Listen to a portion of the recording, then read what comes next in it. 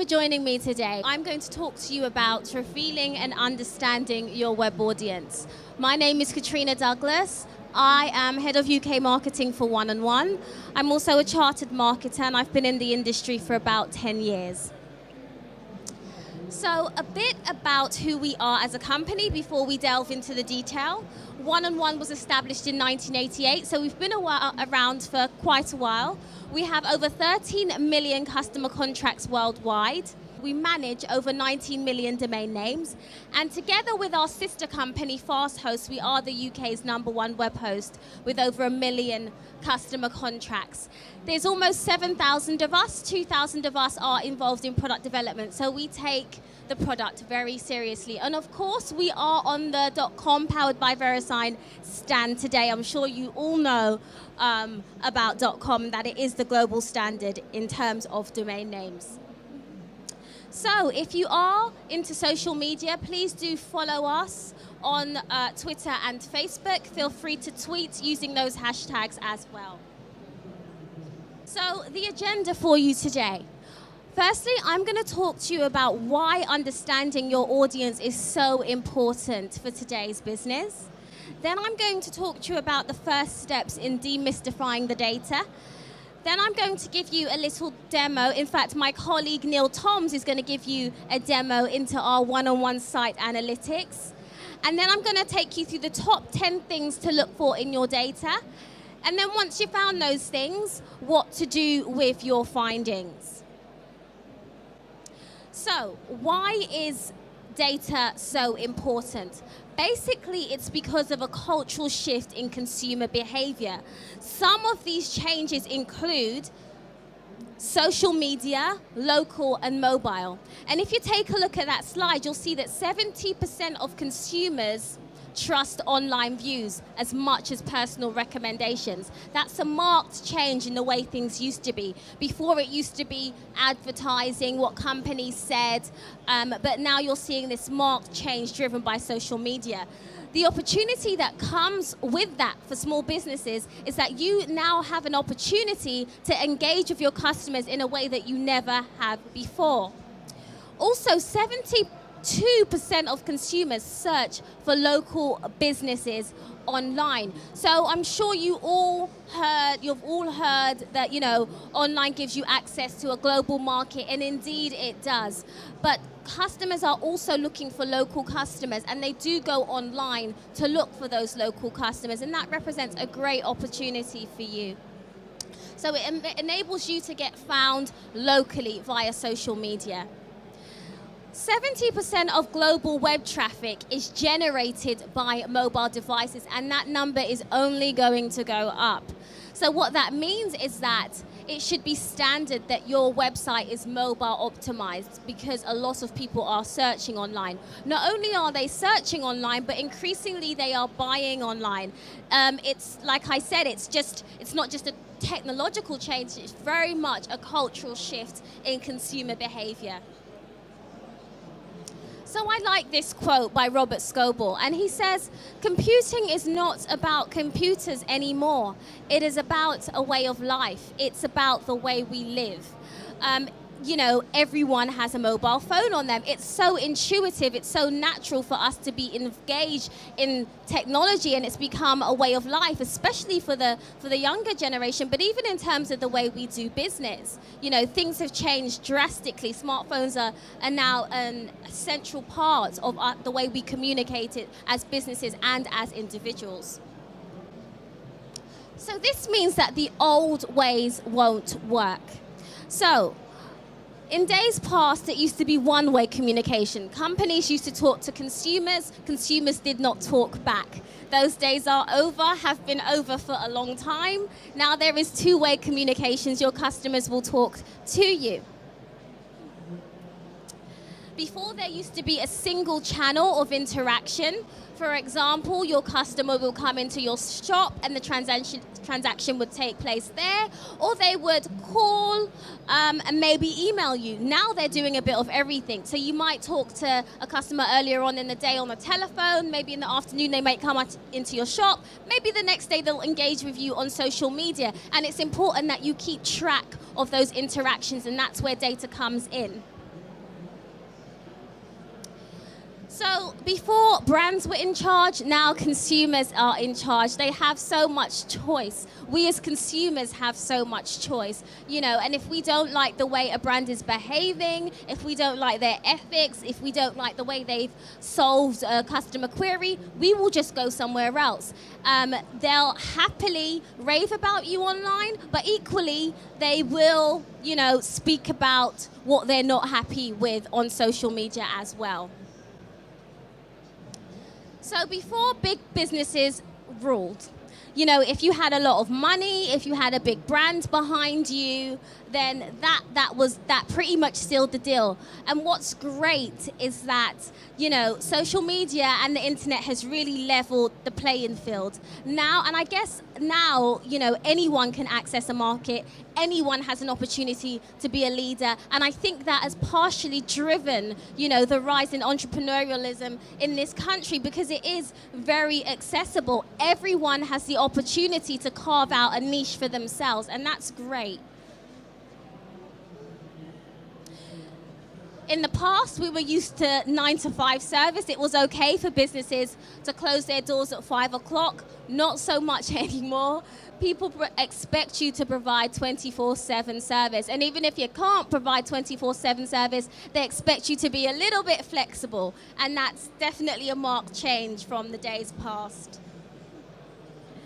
And lastly, decisions used to be based on guesswork. You had to guess what marketing initiatives were going to work. You had to guess, what would perform best for you in terms of marketing, customer services. Everything was based on guesswork because you didn't have the data. Now that you do, because a large amount of the interaction that we have with customers takes place online, we now have access to that data, and customers expect you to use it. Not abuse it, but definitely use it.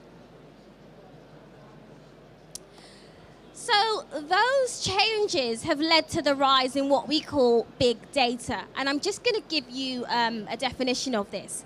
So, well, not so much a definition, but more of an explanation.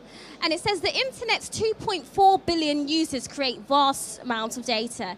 Every minute, each individual action online contributes to a massive data set, providing an opportunity to understand customer behavior and needs in a way that has never been possible before.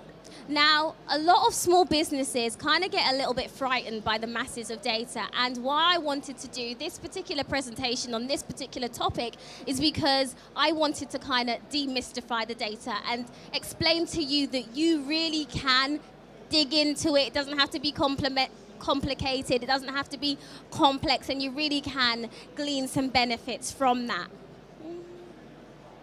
So get into grips with your data. What does that mean? It means that your messages are more relevant, because if you're basing your information on facts, you're not guessing, and you can put more relevant messages out there in your content.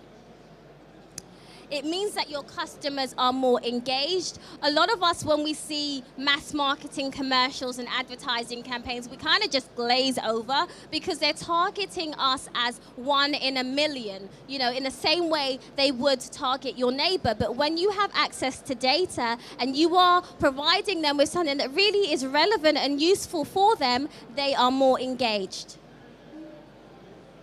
Your strategy is more effective. When you know what to do, when you have more insights into what's going to work, it means that your strategies are going to be more effective.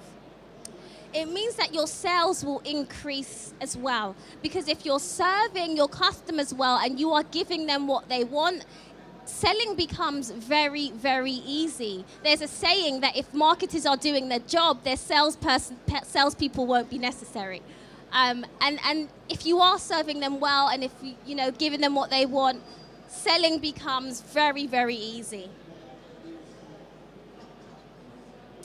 And your costs are reduced. Again, you're not wasting money on things that are not going to work. You're not sending out messages about topics that your customers are really not interested in. So that means that your costs are reduced as well. So without data, it's all just guesswork. We are thankful that those days are over. We now have the data so we can make informed decisions. But small businesses are missing out. Small businesses typically do little with big data.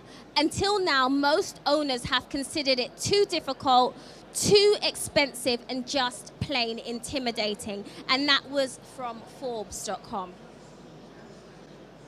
Only 1 in 5 analyze their web statistics on a daily basis. 1 in 5 firms have never looked at their web statistics at all. Hopefully by the end of this presentation, if you do have businesses, you will not be one of those people.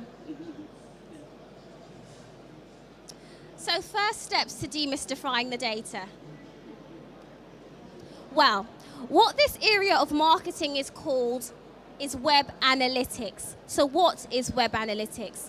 Digital analytics is the analysis of qualitative and quantitative data from your business and the competition to drive continual improvement of the online experience that your customers and potential customers have, which translates into your desired outcomes. So a couple of things that I want to point out there. The first is that you're gathering not just quantitative data, but qualitative data. So maybe, feedback gleaned from the content that they're viewing, actual interactions with your customers. So it's both quantitative and qualitative.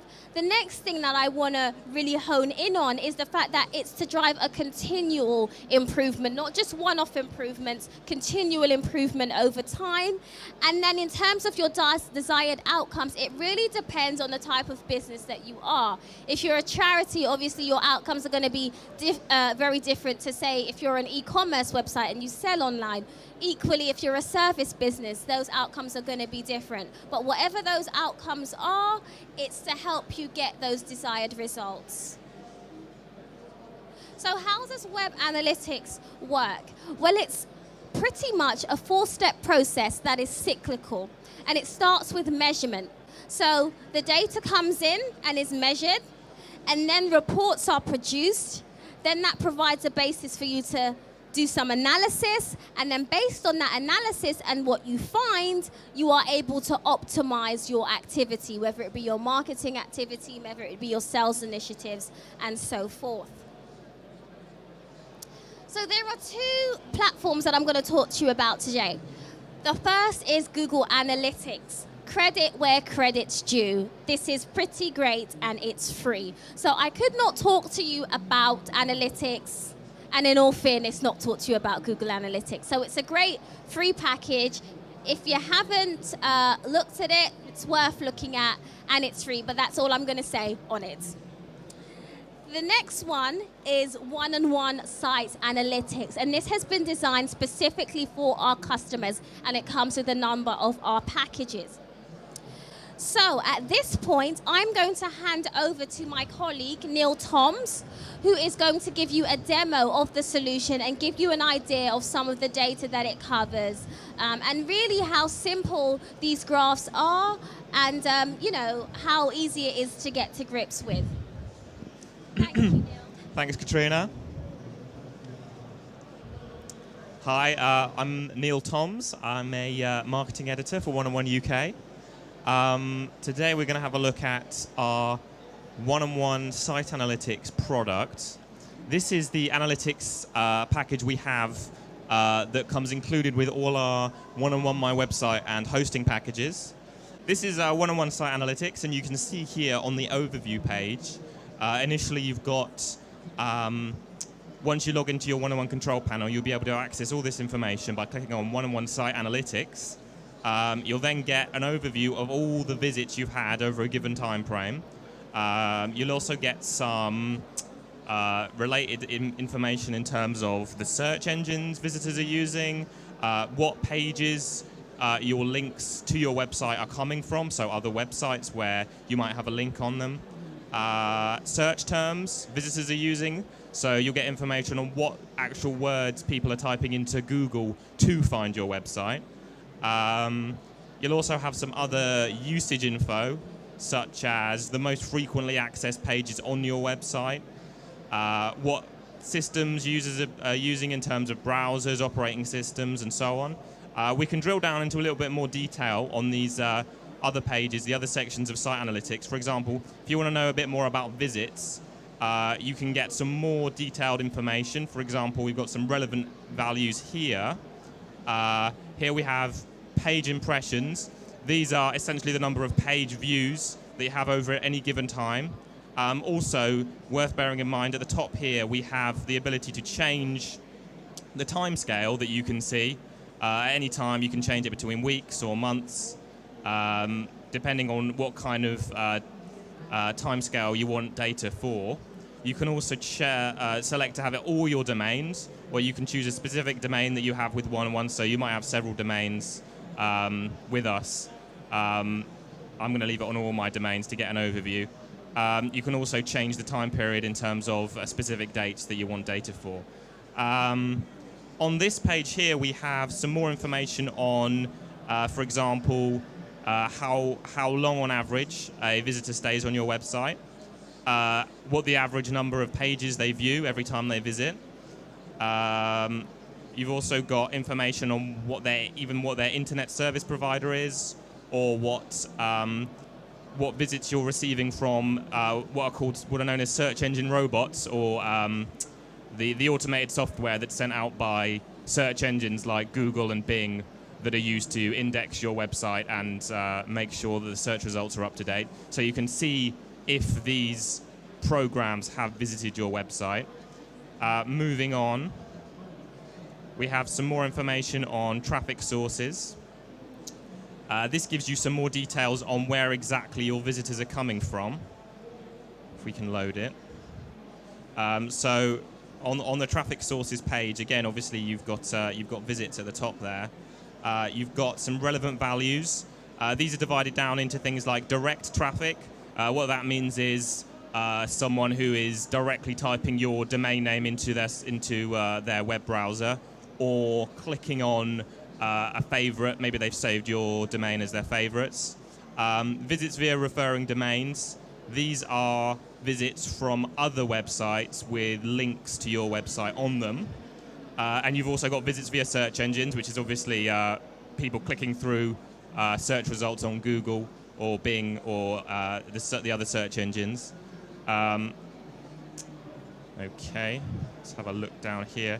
You've also got some more details on the referring pages. And moving on to usage. This gives you, again, we've got page impressions. You've got a bit more detailed information on page views. So you have information on the bounce rate. Now, the bounce rate, that refers to the percentage of visitors that visit your website, view one page, and straight away click back onto either Google or whatever website they were on before that. So if you have a high bounce rate, that's something to be concerned about. You also have average time per visit, most frequently accessed pages, pages that are only accessed once per visit, landing pages. These are the pages that are most often the first page that a customer will find. So a landing page or an entrance page is where they're entering your website. So it might not always be your homepage. It might be a page that is linked specifically on another website, or it might be a page that's come up on Google for whatever reasons. And your exit pages, these are the pages that are being the last page that a visitor views before leaving the website. We also have some more details on browsers and systems. These include things like web browsers. So, for example, who's viewing your website on Firefox or Safari or Chrome or Internet Explorer, what operating system they're using, so you can see what operating system their computer is, whether it's Windows 7, whether they're using an iPhone or a Mac, and a little bit more information down there. Geography, this is an interesting section because it gives you information on where visitors are coming from. So at the top here, we have an interactive map with the continent, so you can get an overall view of which continent your visitors are coming from. So you can see here, my top continent is Europe, no surprise there. down here I've got some more details of the individual countries that visitors are coming from. So my top country is Germany, and then I've got Russia, United States, China, and even visits on specific cities. So you can see what cities are where your highest number of visitors is coming from. You can see here I've got visitors from Russia, from China, from Newcastle in the UK. So you can get some really detailed information about the geography there. And that concludes my demonstration of one-on-one site analytics. Back to Katrina. Thanks a lot, Neil. Now I'm going to talk to you about the top 10 things to look for in your data, because it's all well and good having this mass of data and knowing these things, but what do you then do with it? Well, the first thing you want to look for is trends. So, is there peaks and troughs and dips in your data? Because that might tell you that maybe there's some seasonal promotions that you might want to do based on low traffic periods. Maybe you can capitalize on high periods with some additional promotions. So look out for some trends and see what you can do with that information, because it will most likely give you cues to increase your effectiveness. Your top traffic sources. I love this because, for example, if you see that Google is driving a lot of traffic to your website, then maybe you might want to invest in paid Google ads. Maybe that's an indication that might be worthwhile for you. Maybe there's a site that you've never heard of that is driving a lot of traffic to your site. Maybe you can then look into that site and see if there's some partnership activity that you may want to do. These are just a couple of examples of what you could do with your top traffic sources. You also want to look at your most viewed pages, your top geographic locations. I really like this one, as Neil mentioned. This can be really insightful. Whenever I look at the statistics for my personal blog, I'm always flabbergasted about the weird and wonderful places that people come from. Maybe you can have some geographically based content, content specifically for those audiences. Your top entrance pages. Now, often your homepage isn't actually the main page that people enter your site. For some companies it is, but often it isn't. For some companies it's, say, a blog page, and that can give you an insight into content that people really love, and then you can produce similar content based on either the theme, or the structure, or maybe it was a call to action. You can then do some testing based on that. Then your top exit pages, where people are leaving your site. Top keywords, I like this one. It will also give you an indication of whether you are ranking for the words that you think you should be ranking for, because sometimes you get some oddballs in there and you think, well, my site is nothing to do with that. Why is that in there? But obviously people are coming to your site for a reason related to that topic. So maybe it might be an opportunity for you to capitalize on that to produce more relevant content. Your visitor browser or device. Neil showed you this within the tool. If you are having a lot of traffic from tablets and mobile devices, for instance, it may mean that you need to spend a little more effort on your mobile website, because for a lot of companies, they have a very high proportion of traffic from mobile devices, and that's increasing, as mentioned earlier on. Also, time on website. I really like this one because it shows how engaging your content is. Well, it depends on the type of site that you have. It may be, for example, a content page, a contact us page. You don't necessarily want people to be staying on that page for long. So if you see that people are spending, say, a couple of seconds on that page, then it's not a problem. But if you have a site where, there's a fair bit of content, you want people to be on your site for a fair amount of time. So I like this statistic as well. So what to do with your findings? And I've kind of gone ahead of myself on this one and told you some things in advance.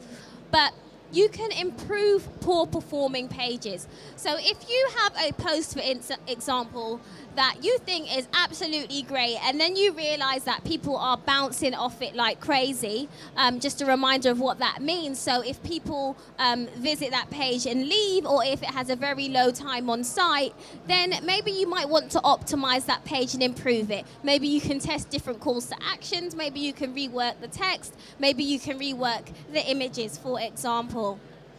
You can write content based on preferences, based on keywords that people are coming to your site via. So you're producing content that is relevant to their needs and relevant to what they are coming back to your site for. And something that I've not mentioned previously is that all these things will automatically increase your search engine rankings, because Google is all about relevance. And if someone clicks on a Google listing in the search listings, and then they go to your site and bounce immediately, Google takes that as an indication that your content isn't good, or you are not providing information that is relevant to your site, and your rankings will fall because of that. But if you're writing content based on customers' preferences, obviously the chances of that happening are going to be significantly reduced. You can also invest in high-performing channels. So if you, for example, think, okay, maybe I want to give paid ads a chance, or I want to give email marketing a chance, you will be able to see in your data how much traffic you are getting from those efforts. Now, if you are not getting much reward from those efforts, then I would say stop them. Those channels that you see you are getting a lot of reward for, a lot of traffic from, then keep on investing in those channels. So launch seasonal special offers. And this goes back to my point in a previous slide about looking out for trends and peaks and dips in the data. You can launch special offers to boost traffic and boost sales in seasons where you see that your traffic dips. You can have initiatives that work to increase those seasonal fluctuations. You can target key geographical areas. I spoke about that in the last slide. And you can optimize for main browsers and devices. So these are some key things that you can begin to do with your findings. So here is a very short testimonial from one of our customers that is actually using site analytics. And what she says was being able to see which content on the site is most interesting to visitors is very useful. Most small and medium enterprises I know don't check their web stats frequently enough. I do, and thanks to One-on-One's new mobile app, I can do this from anywhere. That's something I didn't talk to you about. We have an app to go with One-on-One site analytics as well. And basically, she's saying that it was of benefit for her. I think it's useful what Neil spoke to you about you can change the times and dates that you view your data from. So you can view it daily, weekly, monthly, and get key insights based on time of day and such. So what I want to leave you with is a quote from John Wanamaker, and I love this. It says, "I know that half of my advertising dollars are wasted. I just don't know which half." And us as marketers, we just used to accept that as a given. Like, we have to spend this money. We know some things are going to hit, some things are not. Those days are over. We now have data, and it's a great treasure. It's such a hidden gem, and I really encourage you to kind of dip your toe in the water. Today, I've really just touched the surface of this topic, but definitely do look into your data, get web analytics behind your site, and you will definitely see the benefit from it.